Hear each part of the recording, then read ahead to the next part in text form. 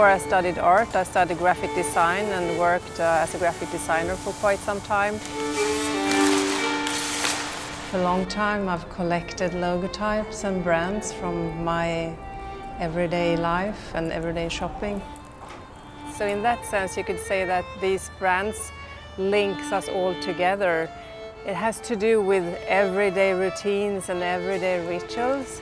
And I think the way that these brands come into our private sphere, we carry the plastic bag with us from the more public area or the supermarket into our private homes. It also links the private and the public areas.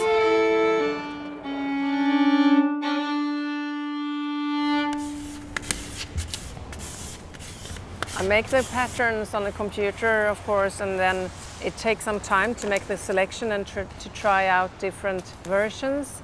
And at the end, it's a vector file that is blown up and plotted out in vinyl. Even though it's computer work, it feels like craft work to me, almost like embroidering or something like that.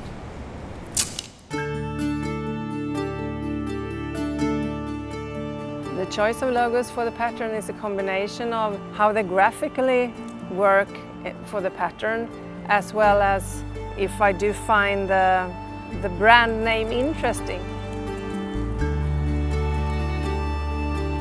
Since it's made as a pattern, you might not first recognize all the logos, but quite quick okay, this is a familiar logo and that. So maybe these logos also comes into our minds in an unconscious way.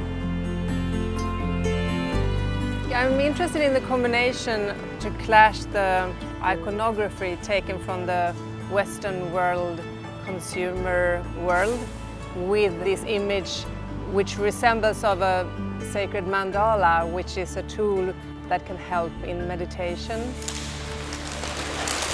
You really need to take that in, that this might be a place where people pass 2 times a day, 5 days a week, back and forth to work. And the reason why I wanted to extend the pattern out from the gallery area into the foyer area is that I wanted the pattern to be out in a more public passage. To emphasize the viral aspect of the artwork, that is actually continuing and it's growing, and so you're surrounded more or less by the patterns.